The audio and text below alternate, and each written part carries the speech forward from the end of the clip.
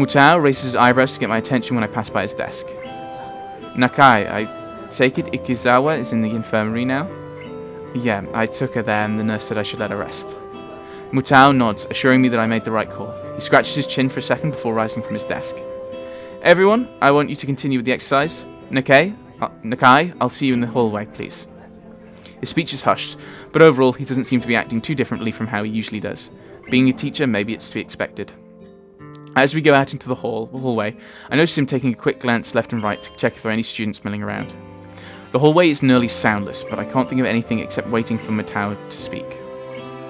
Nakai, what do you think the purpose of this school is? To cater to the needs of the disabled students? Mutao scratches his head as he shakes it. No. If we wanted to do that, we would have built a whole new school from scratch. One floor, talking whiteboards, boards, that kind of thing. Look around, Nakai. The school is about giving you all a future that you would have been denied in regular education. Huh? Think of it this way. If we wanted you to graduate and go straight into a hospital, do you think we'd put in this much effort? The bluntness of Mutao's statement temporarily stuns me, causing me to forget about the immediate situation. No. That's right. We want you all to leave here as useful members of society. I'm not quite sure I'm following. I have high hopes for you, Nakai. You're possibly the first student I've had that gets my lectures. That isn't something that a teacher should be admitting so freely. You could easily take your studies of science well into university. Have you ever considered that? I can't say that I have. Well, what have you considered? For your future, that is.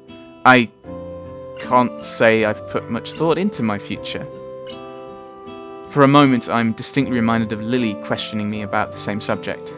It's only been a little over 5 months since I was gasping for air on the ground. It's too soon to be thinking about my future. And besides, Hanako's problems seem much bigger to me right now. Mutao gives a disapproving sigh before continuing. Think of this place as an opportunity.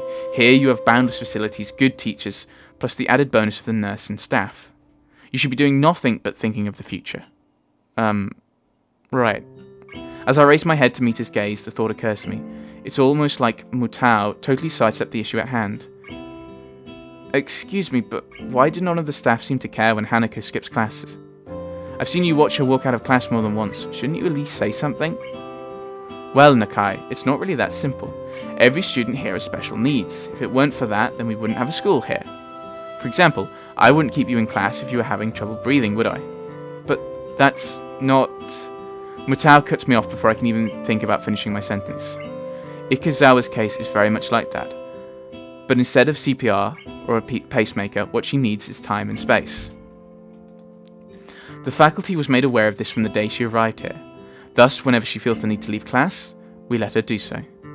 And even though she isn't a star pupil, she seems to pass all of her exams, so it hasn't affected her ability to study.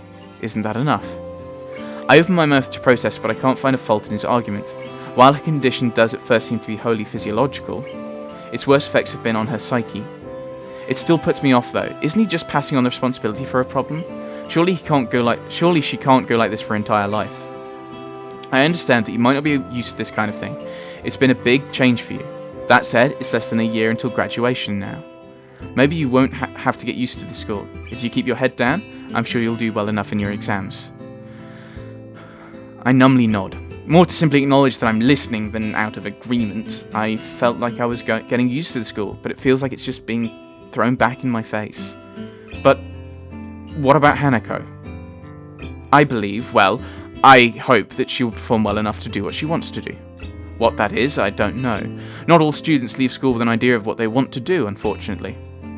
He takes care to emphasize the last word as if it wasn't quite clear enough already, and gives me a moment to mull his words over. Today's been a troublesome day for you, and I doubt you'd be able to concentrate much anyway after all that's happened, so I'll allow you to take the rest of the day off. Your grades have been good in this class so far, which makes me think you won't have any trouble catching up on what we've been doing. He gives a small smile along with his praise, as if to make up for the seriousness of his lecturing before now. Go collect your things, and I'll see you tomorrow. Right. Thank you. Mutao's roundabout speech has left my thoughts scattered. I'm still not any closer to working out what I can do to help Hanako, if anything, and my mind is all the more confused about what Mutao's said. I'm also still bothered by the fact that Hanako was helped at least as much by Suzune, her enemy by proxy, as by myself, but I don't know whether that is just male bravado or a genuine concern. While I connect Hanako's and my things from class, I continue to try and sort out my feelings. I want to say that I understand her, and that I'm there for her, but while I might have been able to say that just yesterday, I don't think I can say that anymore. I wish I could. I lay on my bed, trying to collect my thoughts. After Hanako's panic attack, I found myself fundamentally reassessing the relationship we share, and what I know about her. I have a hard enough time dealing with 4 months in the hospital. One look at her scars tell me that she was in one for a lot longer than I was. Be that as it may, I know next to nothing about her past. She has told me about the house fire, but only in the most basic way. And what of her family? I still haven't asked Lily about them. There hasn't been a good opportunity to bring it up. I don't know where she grew up, or what her old school was like, nor of her past, friends, her wishes and ambitions, not even her taste in music, food and movies, all the little things that I knew about all of my old friends. Just what have I been doing for all this time when I've been with her and Lily? In the distance, I hear the bells signalling the end of class. With any luck, Lily will soon realise that neither Hanako nor I are around and return to the dormitories. My mobile phone starts to ring, cutting my thinking short. It quite startles me, as I've rarely been called since coming to Yamaku. Hello? Hisao Nakai speaking. Oh, Hisao, I'm glad I found you. You weren't at any of our usual places, so I thought this would be the fastest way to contact you. I probably should have guessed it would be Lily, as she's one of the few people I've given my number to. Even through the phone, her voice sounds slightly on edge. Hanako and I left class early. She had some kind of panic attack. The line goes silent. If it weren't for the background static, I would have thought Lily had hung up on me. I understand. Could you come by my room? I'd like to talk with you. Sure, I'd appreciate the chance to have a bit of a talk, actually. Good. I also have some bad news. I think we should discuss this in person. It's hard to grasp the seriousness of the situation from Lily's tone. She sounds so calm most of the time, but that could be a good or a bad thing depending on how you look at it. Okay, I'll be right there. I collect Hanako's school things from my desk and head straight for Lily's room. I rap my knuckles on her door and she soon calls me in. Lily sits at the table inside her room, looking a little worse for wear. I guess that's because of the bad news. Following her gesture of invitation, I sit across from her and lay Hanako's things on the table. Well, there's no point in either of us waiting. Would you mind going first, Hisao? What happened today? My memory of the incident is already beginning to fade, but I explain it as best I can to Lily. Inviting Hanako to work with the group, Shizune and Misha's questioning, our foray to town getting discovered and the subsequent panic attack. I add Shizune's reaction almost as an afterthought, but Lily seems to take some kind of comfort in hearing about it. I guess rivals don't become rivals for no reason. There must be some history there, but now isn't the time to explore it. I see. She had said her therapist sessions were helping, but I had my doubts. It's quite a shame. Her birthday has caused problems before, but I had hoped that she would have improved with you around and with the more intensive therapy. Where is Hanako now? Last time I saw her, she was in the infirmary. I guess she's gone back to her room by now. She wasn't in the library or in the tea room when I checked, so I can only assume that too. You said you also had some bad news. What's the matter? Does it concern Hanako? Lily shifts her position, the body's way of saying she's searching for the right words. My aunt has fallen gravely ill. I'm afraid I'm going to be heading back to Scotland to visit her, and to spend some time with my family. What? Is she alright? When do you leave? I'm not altogether sure of exactly how she's faring at the moment, though last I heard she was stable. I'll be leaving Saturday. It's the earliest flight I could get. Stable. That's code for needs to stay in the hospital. I've been stable long enough to know that, and to know that it doesn't necessarily mean someone is in good condition, merely treading water. On the upside, stable is much better than critical condition. At least she's not on the brink of death. Stable. That's a relief. Yes, but this means that I won't be here for Hanako's birthday. I wanted to tell you now so we could think of something before we told Hanako, but after today's events, I'm not even sure if there's going to be an issue if we simply cancel the party. I don't think that's such a good idea. Hanako already knows that we're planning a party now. To go back on that seems like the wrong thing to do. Also, we should do something for your going away, right? You make it sound as if I won't be coming back. If all goes well, I should only be away for a week, though possibly 2. Well, that's one relief at least. With that in mind, what do you suggest then? Given the circumstances, I don't think karaoke is really appropriate. You're not going away for the greatest of reasons, so having too much fun would feel wrong. What did you do for her birthday last year? Last year, I literally couldn't get her out of her room. She'd locked the door. All I could do was leave food outside for her, making sure that she was at least eating well. This is perhaps the most depressed I've ever seen and heard Lily act. I feel sorry for her, given how defeated she must feel to be unable to help her closest friend. Perhaps it would be better to throw the party before you leave then. That does sound like it would be the easiest option. I think we should at least tell Hanako, both about your trip and her party. I have her things from class as well. That is a good point. Should we go and visit her now? I think that would be a good idea. Part of me is dying to see Hanako. The last time I saw her, she looked like death walking. And these last few hours have torn me apart just thinking about that. We quietly get up and file out of Lily's room. Hanako's room is next door in the same hallway. Knocking lightly gets us no response, but the door proves to be unlocked. Lily pauses for a moment as the handle unexpectedly moves under her hand before opening the door. Hanako's room is startlingly bare and monotone. There are no decorations on the plain white walls, a plain dark blue blanket, and only a few books, papers, and purely utilitarian items on the shelves. Even her bed sheets are monochrome. The entire room feels as subdued as Hanako's character. Hanako herself is laying curled up on her bed. She may not be crying now, but her eyes are closed tight to stop herself, and the tracks left by her tears still sit on her reddened cheeks. I quietly walk in and set her bag down on her desk, afraid of startling her too much. Hello, Hanako. Hisao told me about what happened today. Are you alright? Hanako's eyes open, though only a little. I'm okay. She tilts her head slightly to look at me, noticing my grimacing before I can hide it. Sorry for making you worry. Really, I'm fine now. She really doesn't look nor sound fine, though at least she seems more calm than she was before. She still looks as if the slightest breath could emotionally break her. I said it before, right? You don't need to be sorry for this. Hisao's right.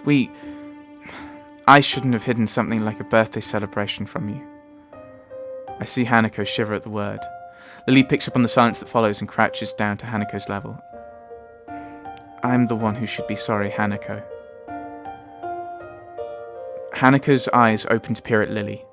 She looks at Lily for some time, taking in her face with those dark, analytical eyes of hers. Lily must have made the right impression on her, as Hanako recovers enough to prop herself up on the bed and shift to sitting on its side. Hanako worries about many things, but troubling others is foremost among them. Hearing Hanako's shuffling, Lily moves forward and feels out the side of the bed, eventually taking a seat beside her and taking Hanako's left hand in both of hers. The feeling of me being out of place when the two are together has lessened in the time that we've known each other, but it's still occasionally very much there. This is one of those times, I think. Lily, if you want me to go... I don't want that. Lily and I are both surprised at Hanako mustering her courage. A half-mumbled, okay is all I can give her in reply, and I take her desk chair to sit in.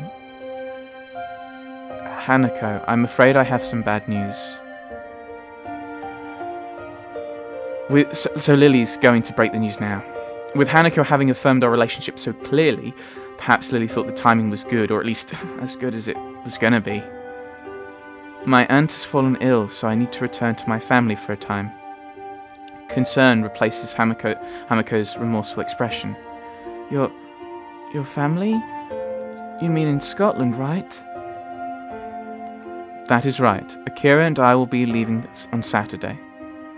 So you're going away? I won't be gone for long, probably only a week or two. I'll be back before you know it. And Hisao will be here, right? That's right, I'm not going anywhere. Hanako seems to take only minor comfort in this, but she does manage to summon some resolve from somewhere inside her. Is your aunt going to be all right? I'm not sure. Silence falls. It's depressing that the thing to truly bring Hanako out of her rut is another's misfortune.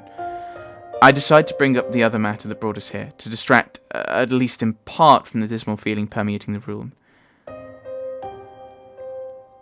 Anyway, we were thinking that it could be a good idea to have a going-away party for Lily, and it could double as, yeah.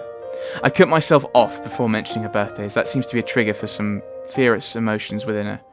Lily gives Hanako's hand a gentle squeeze. Is it alright by you, Hanako? It won't be anything lavish or overdone, just something small in my room.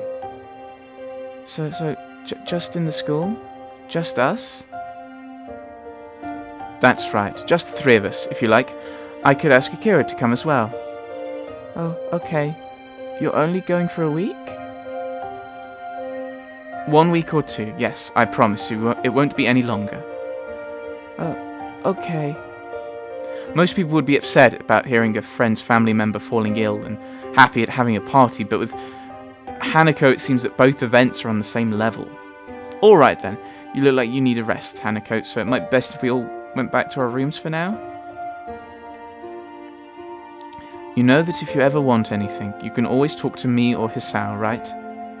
Lily's voice is pensive, an unusual edge for someone as confident in herself as she. I understand. Thank you. Thank you, Lily. Hisao. Well then, good night, Hanako. Night. I let out a long breath as the door closes behind us. It feels a little like I've been deep underwater, and only now I've been able to come up for air. Lily doesn't seem to be doing well either. She looks pale and drawn. Are you all right? I'm just a little tired. It's been hectic recently. Have you slept at all? A little tired sounds like an understatement, given how you look. I think I managed to get a couple of hours of sleep before class. I'll be okay. I feel bad about pressing Lily right now. I think both of us are pretty tired from everything that's happened as well. I think you should get some rest. It's been a big day, and staying up isn't good for your complexion. Thank you for your concern, Hisao. Good night, then. Okay, night, Lily. I leave Lily in the hallway as she opens the door to her room and begin to make my way to my own. As I walk down the quiet hallway, I can't get the image of Hanako out of my mind, huddled and pitiable, lying helpless with tears on her cheeks. I begin to think that she was just a normal, if extremely shy person, but her problems run so much deeper. Trying to take our relationship further than what we share now, when she's so fragile and vulnerable, wouldn't be right. I don't need to be more than her friend in order to protect her, to try and stop anything like this happening again. The possibility of my feelings for her going beyond that doesn't matter anymore. Hanako's precious to me, and that's why I can't take advantage of her. But even so, there's still that sting I feel when I think that way. For now, I need to sleep. Tomorrow, hopefully, will be a better day.